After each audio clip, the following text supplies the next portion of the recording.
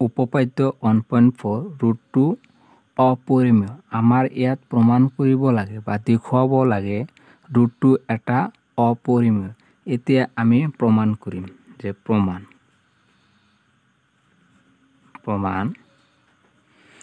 এতিয়া আমি ধৰি ল'ম যেহেতু √2 এটা অপৰিমেয় ইয়াত আমি ধৰিম যে বিৰুদ্ধভাৱে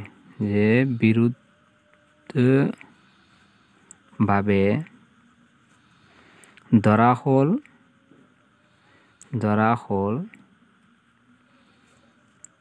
√2 পৰিমেয়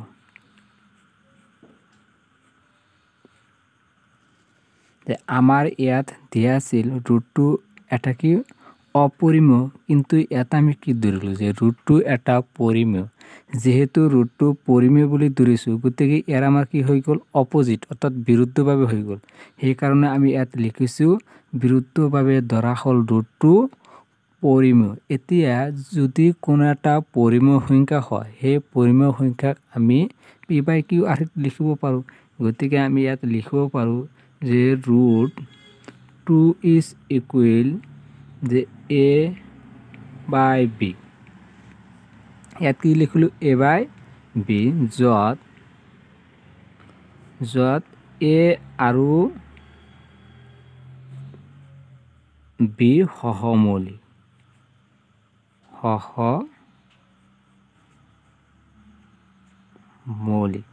ইয়াত আমি লিখিলো যেহেতু √2 আমি কি পৰিমেয় বুলি ধৰিছো গতিকে ইয়াত আমি p/q লিখিব পাৰো কিন্তু ইয়াত আমাৰ কি a আৰু b সহমৌলিক অৰ্থাৎ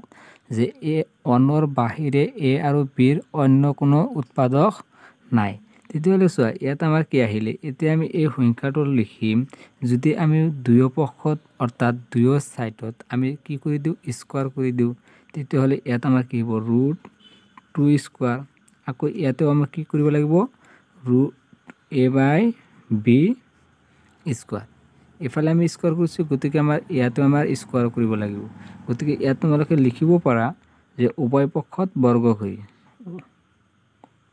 উভয় পক্ষক বৰ্গ কৰি তে আমি দুয়োটা সাইডত কি কৰিছো বৰ্গ কৰিছো এতিয়া আমি কি কৰিম সমাধান কৰিম এইটো স্কয়াৰ আৰু এইটো কি হ'ব আমাৰ √2 কেনসেল যাব কি থাকিব 2 থাকিব আকৌ ইয়াত কি আছে a ইয়াত আছে b এইটো লগত এইটো স্কয়াৰ হ'ব অৰ্থাৎ ইয়াত হ'ব a স্কয়াৰ আকৌ ইয়াত কি হ'ব আমাৰ b স্কয়াৰ হ'ব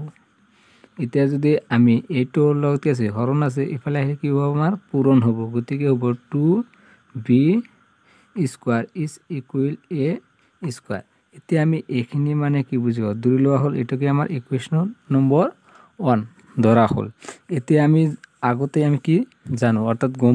গম পাও যে যদি এটা 12 এই সংখ্যাটো যদি 3 * 4 লিখা হয় ইয়াৰ মানে কি এই 12 সংখ্যাটো 3 দ্বাৰা কি হ'ব বিভাজ্য হ'ব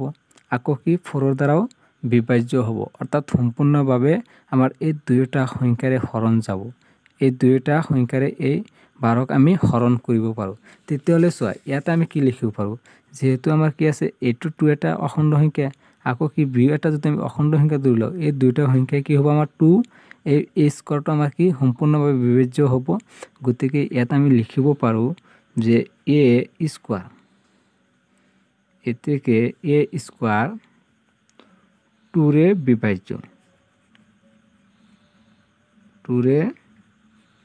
বিভাজ্য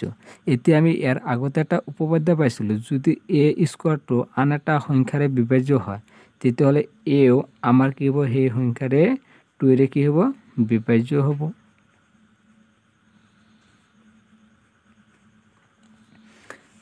এতিয়া আমি কি ধৰি লম ধৰা হ'ল যদি আমি ধৰি লও যে a is equal to c যদি আমি ধৰি লও a is equal কি 2c অৰ্থাৎ c টো হ'ল আমাৰ কি c is equal অখণ্ড সংখ্যা যিকোনো আমাৰ কি হ'ব পাৰে অখণ্ড সংখ্যা হ'ব পাৰে গতিকে c is equal আমাৰ হ'ল অখণ্ড সংখ্যা এতিয়া এৰ মান যদি আমি এইটো সমীকৰণত বহাই দিও তেতিয়াহ'লে আমাৰ কি হ'ব যে equation number 1 balance of 2 B square is equal, অর্থাৎ এর ঠাইতে আমি কি ধরিছো 2c, ইয়াতে আমি কি লিখিম যে 2c, ইয়াতে স্কোয়ার আছিল গতিকে ইয়াতে আমি স্কোয়ার দিলোঁ। এতিয়া চোৱা আমি সমাধান কৰিবলৈ কি কৰিম চেষ্টা কৰিম যে 2b স্কোয়াৰ ইজ ইকুয়াল, এইটোৰ লগত স্কোয়াৰ আছে 2 লগত, তাৰ মানে ইয়াত আমাৰ হ'ব কি 4, আকৌ ইয়াৰ c লগত স্কোয়াৰ আছে গতিকে c স্কোয়াৰ। এতিয়া যদি এই 2টো সেইফালে যায় কি হ'ব হৰণ হ'ব, 2টো সেইফালে গ'লে আমাৰ কি হ'ব হৰণ হ'ব, অৰ্থাৎ ইয়াত কি আছে আমাৰ 2b square is equal 4c square, অৰ্থাৎ ইয়াৰ পৰা যদি আমি এই 2টো সেইফালে লৈ যাওঁ তাৰমানে কি হ'ব এনেকুৱা হ'ব আমাৰ যে 4c স্কোয়ার, এইটো কটাকটি যাব গতিকে কি হ'ব 2c স্কোয়ার। গতিকে আমি ইয়াত লিখিব পাৰোঁ যে বি স্কোয়াৰ ইজ ইকুয়াল, এইটো সেইফালে গ'লে হৰণ হ'ব, তাৰমানে হৰণ গ'লে কি 4 মাজত কিমান বাৰ যাব 2 বাৰ, গতিকে 2c স্কোয়াৰ। এতিয়া আকৌ একেদৰে এই বি স্কোয়াৰক আমি এই 2ৰ দ্বাৰাও সম্পূৰ্ণভাৱে কি হ'ব হৰণ যাব বা বিভাজ্য হ'ব,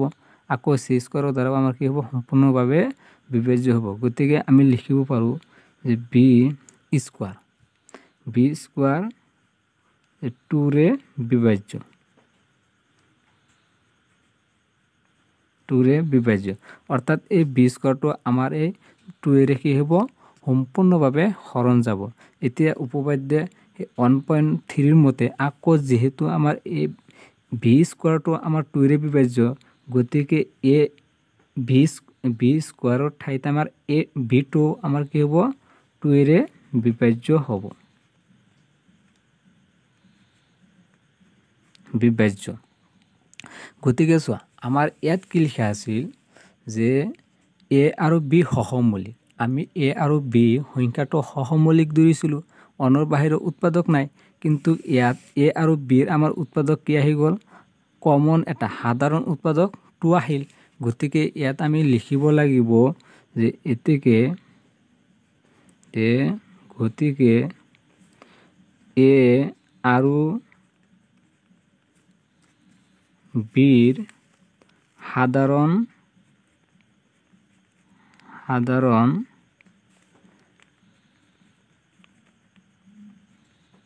উৎপাদক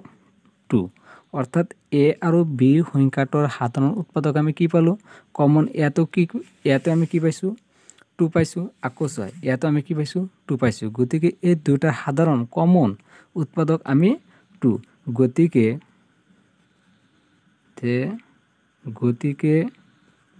ই এ আৰু বি সহমৌলিক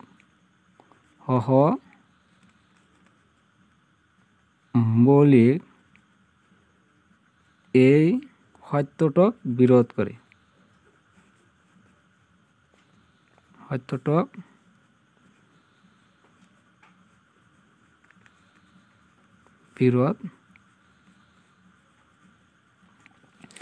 যেহেতু আমি প্ৰথমত কৈছিলোঁ যে এ আৰু বিৰ সাধাৰণ উৎপাদক অনৰ বাহিৰে নাই, কিন্তু ইয়াত আমাৰ 2 আহিছে, যেহেতু 2 আহিছে গতিকে আমাৰ সত্যটো অৰ্থাৎ সত্যটোৰ কি কৰিছে বিৰোধ কৰিছে, সঁচা কথা বিৰোধিতা কৰিছে, সেইটোৱে আমি লিখিলোঁ ই এ আৰু বিৰ সহমৌলিক কি আছিল প্ৰথমে আমি লিখিছিলোঁ যে এ আৰু বিটো আমাৰ সহমৌলিক, অৰ্থাৎ অনৰ বাহিৰে কোনো উৎপাদক নাই, কিন্তু ইয়াত আমাৰ কি আহিছে 2 আহিছে, গতিকে সত্যটোৰ কি কৰিছে বিৰোধ কৰিছে, সেই কথাখিনি লিখিছোঁ ই সত্যটোক কি কৰিছে বিৰোধ কৰে বা কৰিছে। এতেকে √2 পৰিমেয়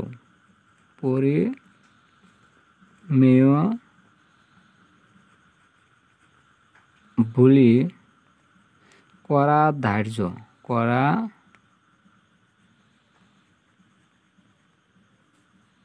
ধাৰ্যটো অশুদ্ধ,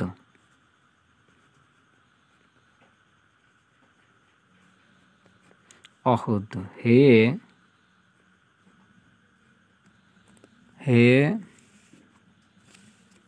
আমি সিদ্ধান্তত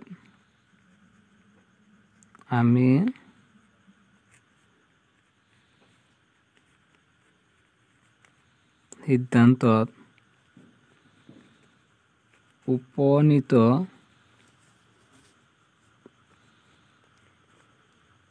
হলো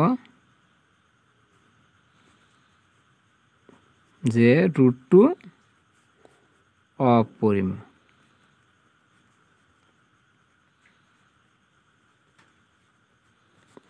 যে আমি প্রথমে কি ধরেছিল √2 কি পরিমেয়, গতিকে যেহেতু আমার এই সত্যটোৰ বিৰোধ কৰিছে বা অশুদ্ধ, গতিকে ইয়াত আমি কি লিখিছোঁ √2 পৰিমেয় বুলি কৰা ধাৰ্যটো অশুদ্ধ। আমি যে ইয়াত √2 পৰিমেয় বুলি ধৰিছোঁ সেই কথাটো আমাৰ কি অশুদ্ধ, ভুল। সেয়েহে আমি সিদ্ধান্তত উপনীত হলো যে √2 আমাৰ কি হ'ব অপৰিমেয়। তোমালোকে এইখিনি লিখিবা। আকৌ আমি প্ৰথমৰ পৰা দেখাই আছোঁ, তোমালোকে এনেকুৱা ধৰণে কি নোটছ কৰিবা আৰু যেনেকুৱা আছে এনেকুৱা ধৰণে তোমালোকে লিখিলে সম্পূৰ্ণ নাম্বাৰ পাই যাবা। গতিকে তোমালোকে এনেদৰে লিখিবা আৰু যদি কিবা বুজাৰ বাকী থাকে কমেণ্ট যোগে তোমালোকে জনাব পাৰিবা